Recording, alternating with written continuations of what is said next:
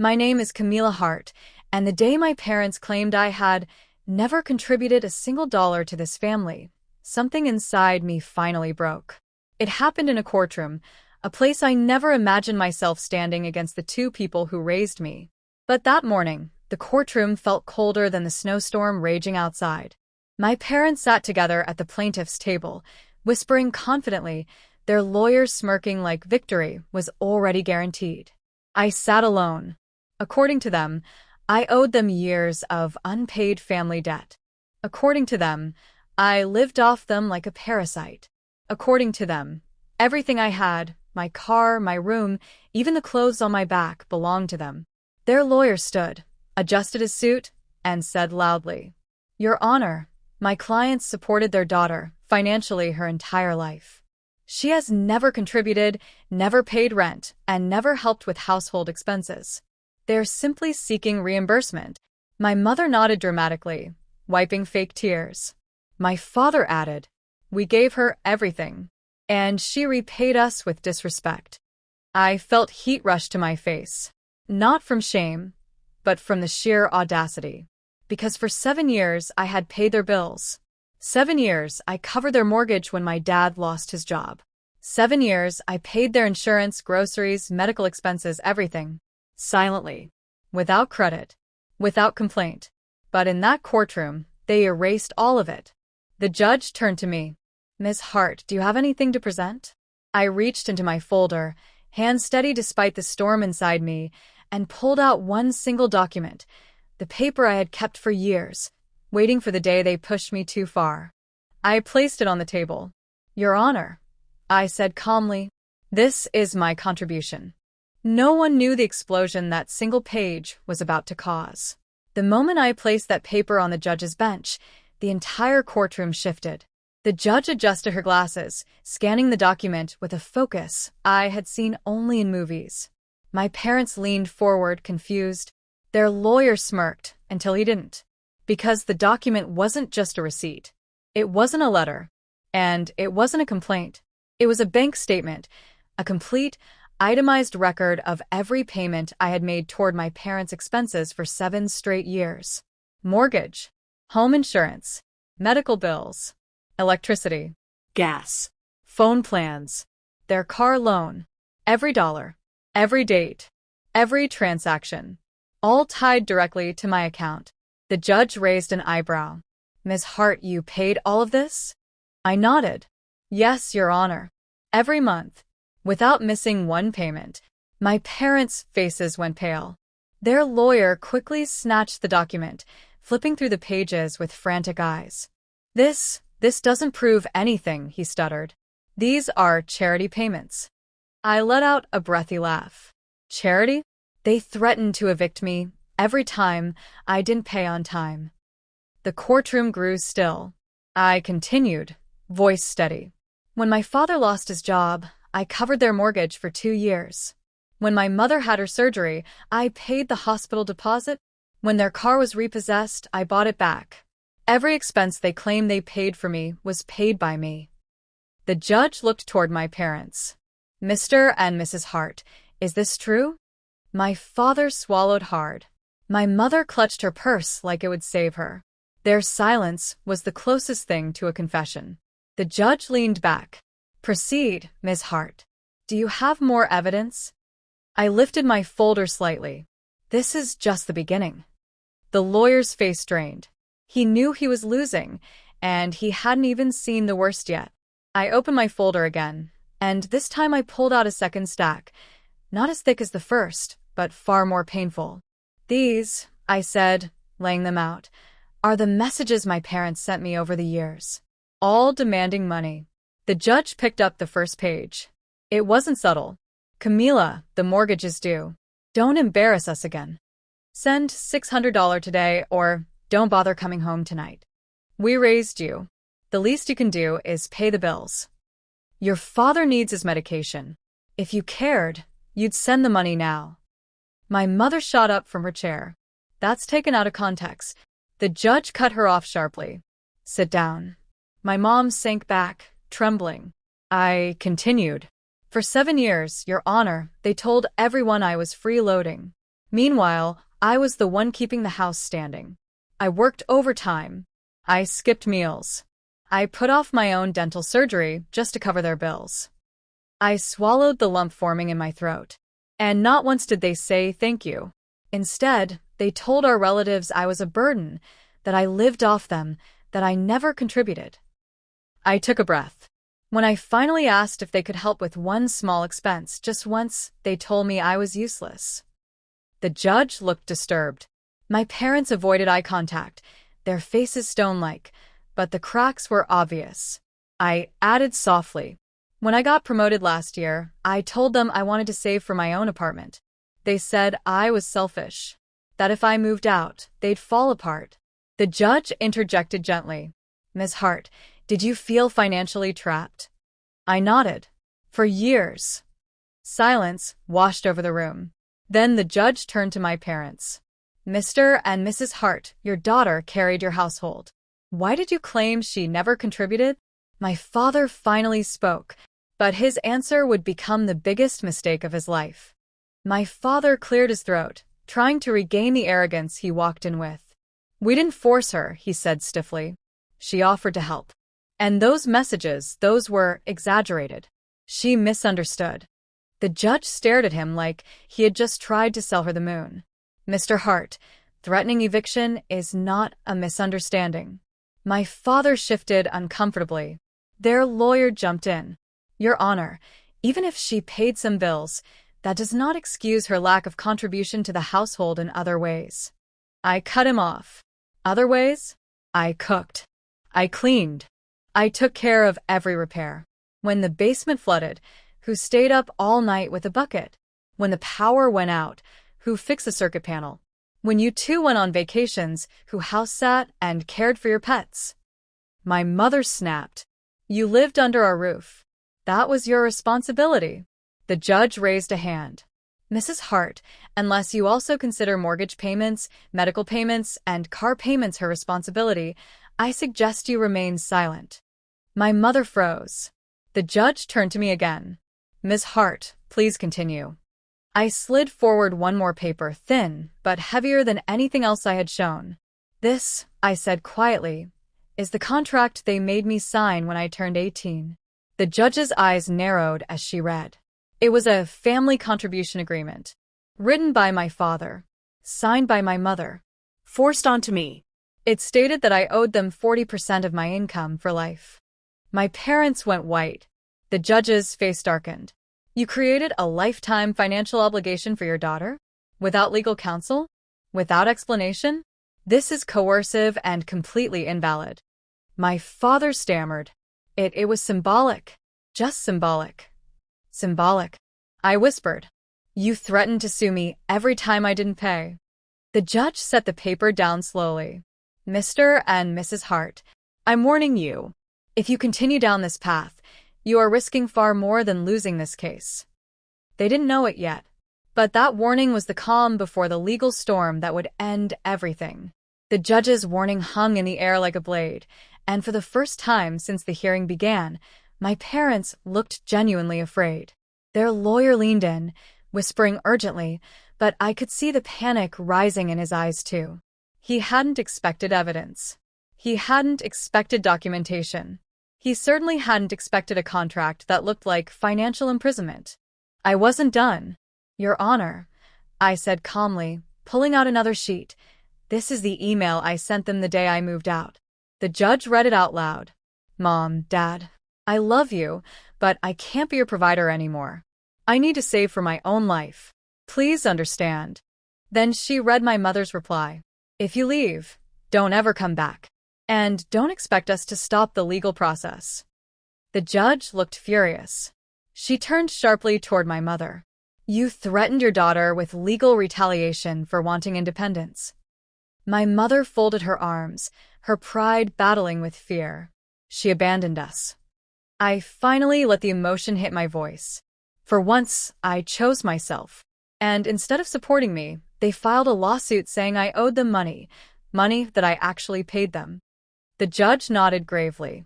"Ms. Hart, do you have proof that they intended to pursue legal action even before today?" I handed her one final document. A letter. Signed. Stamped. Dated 3 weeks before I moved out. A pre-written lawsuit. Against me. The courtroom gasped. The judge slammed her gavel. This is clear evidence of premeditated financial exploitation. My parents' lawyer went pale enough to blend into the wall. The judge continued, voice sharp. I am authorizing a forensic financial review of your accounts. If Ms. Hart's money was used improperly or deceptively, you may be facing criminal consequences. My parents froze. The courtroom door opened behind us. A uniformed sheriff stepped inside quietly, waiting. Not for me. For them. They had no idea. But the moment that sheriff entered, their world began to collapse. The sheriff's quiet presence changed the room instantly. My parents stiffened like statues, their eyes darting between me, the judge, and the officer waiting near the back wall. For the first time in my life, they weren't the ones in control. The judge cleared her throat, her voice firm and cold. Before we move further, I need full clarity on one question. Did Ms. Hart's income support your household for the past several years? My father inhaled sharply. He opened his mouth, probably to lie again, but their lawyer grabbed his wrist under the table. Don't, he whispered. The judge repeated, sharper. Mr. Hart. My father's shoulder slumped. His voice cracked. Yes. My mother turned on him instantly. Richard, what are you? The judge cut her off. Silence, Mrs. Hart. My father continued, defeated. She paid for everything. Mortgage, utilities, repairs, even our groceries some months. My mother hissed, we raised you, Camila. That's why you owe us. I spoke before the judge did. I don't owe you my adulthood. The judge nodded approvingly. Then I placed one more document on the bench, a simple, devastating piece of paper.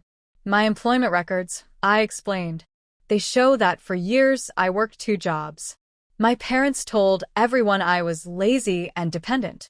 These records show I was often working 70 to 80 hours a week.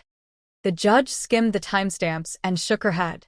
This is exploitation, she said, and potentially fraud. My parents' lawyer nearly collapsed.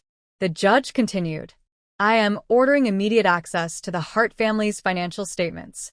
We need to determine if Ms. Hart's contributions were misrepresented for personal gain. My father's breath hitched. My mother froze, eyes wide. The sheriff took one step forward. Just one. Enough to remind them. Their lies had finally reached the end. And the truth was just beginning to destroy them. The judge turned to the sheriff. Officer, please remain available. My parents stared at me, finally understanding that this wasn't a simple family argument anymore. Their lie had turned into a legal firestorm.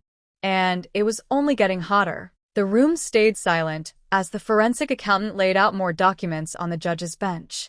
Every page was another nail in the coffin my parents thought they were building for me, but instead built for themselves. Your Honor, he continued, adjusting his glasses, these tax filings show a pattern of misreporting. Payments made by Ms. Hart were claimed as deductible expenses by the Harts, despite the money originating entirely from her account. My father looked like the air had been punched from his lungs. My mother whispered, This is a misunderstanding. No, the accountant said calmly. This is fraud. The judge stacked the documents neatly. Mr. and Mrs. Hart, you accused your daughter of never contributing. Yet she contributed more than either of you, financially, domestically, and emotionally. My parents said nothing. Their lawyer finally stood, voice shaking. Your Honor, perhaps we can dismiss the case. Dismiss, the judge snapped. You filed a fraudulent claim, attempted to extort your daughter, misrepresented her financial support, and committed tax violations. The sheriff took one step forward again. My mother flinched. I remained steady. Years of silence had prepared me for this moment. The judge continued, her voice firm. Ms. Hart, would you like to formally counterclaim for financial restitution? I shook my head. No, Your Honor. I don't want their money. I want the truth recorded. The judge softened slightly, nodding. As you wish. But I will proceed with legal consequences regardless. She looked at my parents. Based on the evidence presented, I am ordering. The door opened sharply.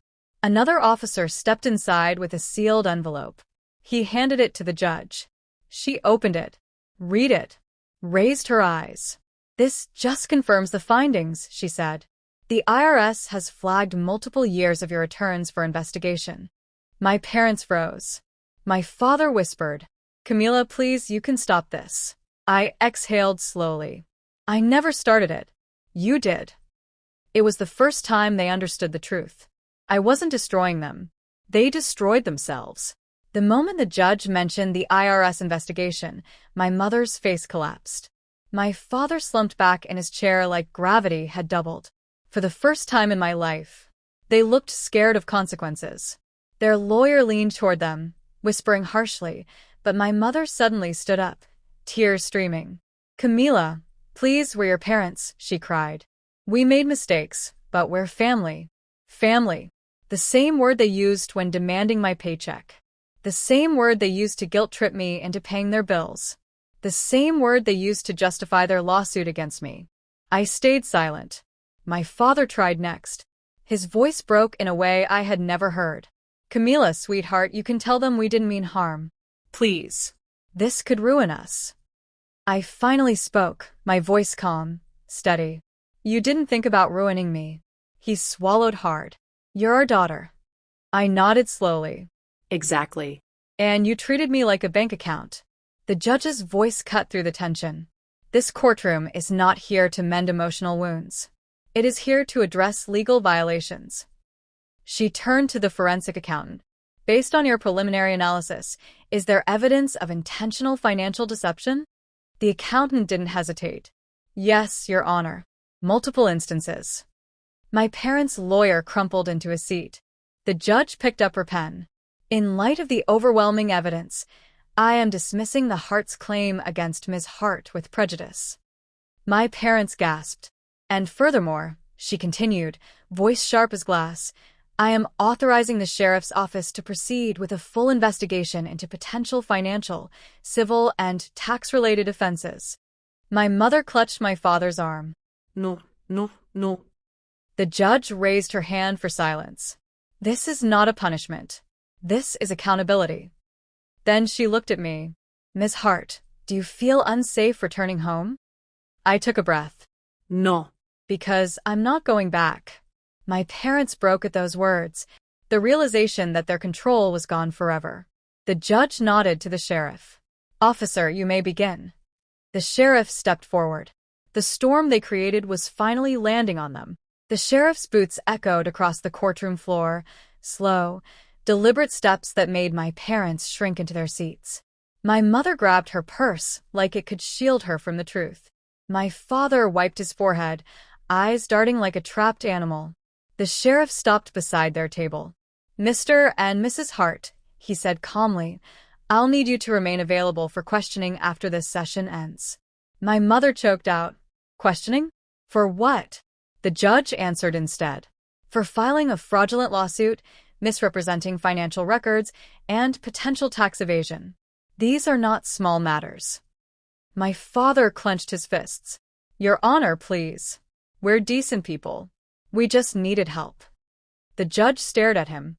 "You had help. You had your daughter's help for 7 years. You abused it. Then you tried to weaponize the law against her." My mother sobbed loudly. "We thought she owed us." "Parents provide for their children," the judge replied. "Children are not lifetime financial assets." The forensic accountant stepped forward again. "There's also evidence of Camila's money being funneled into personal luxury purchases and vacations, listed as medical expenses on your tax forms." My father whispered, barely audible, "Impossible." "It's all here," the accountant said, holding up the documents. "Every falsified claim." The judge turned toward me gently. "Ms. Hart, you have displayed remarkable restraint and responsibility." I nodded quietly, but my parents broke. My mother reached out toward me with shaking hands. "Camila, please don't let them take us away." For the first time, I felt nothing, not anger, not pity, just clarity. "You tried to take everything from me," I said softly. Now you face the system you invited." My father bowed his head, defeated. The judge tapped her gavel. "Court is adjourned. Sheriff, you may proceed." The sheriff stepped closer to them, and I, for the first time in years, walked out free. The hallway outside the courtroom was quieter than I expected. I stood near the exit, breathing in the cold air drifting through the cracked window. For the first time in years, the weight on my chest felt gone. Behind me, the courtroom doors opened. I didn't turn around, but I heard everything. The sheriff's firm voice, my parents' broken whispers, the rustling of paperwork sealing their fate. "Mr. and Mrs. Hart," the sheriff said, "based on the judge's order, you are required to surrender your financial records and remain available for formal interviews. Failure to comply will result in immediate legal action." My mother sobbed, "We're going to lose everything." My father muttered, "We already did." The sheriff continued, unbothered by their collapse. "You both filed a dishonest case. The system takes that seriously." I heard my parents' footsteps approaching, slow and shaky. "Camila," my father called gently. I turned. Their faces were hollow. All their arrogance gone. All their power stripped. They looked smaller than I ever remembered. My mother stepped forward first. "We messed up," she whispered. "Please come home. We'll fix this as a family." Family. That word used to anchor me. Now it meant nothing. "I spent 7 years keeping your lights on," I said quietly. "When I needed support, you gave me threats. When I wanted freedom, you gave me lawsuits. You didn't treat me like family when it mattered." My father reached out a trembling hand. "Camila, please." I stepped back. "You taught me that love was conditional. Today, the law taught you that actions have consequences." The sheriff joined us. "Ma'am, you're free to go." I nodded. Then I looked at my parents one last time. I'm choosing myself now. And that's the one thing you can't take away. I walked out of the courthouse into the cold afternoon light. Not as their daughter, but as a woman finally free from the people who tried to own her.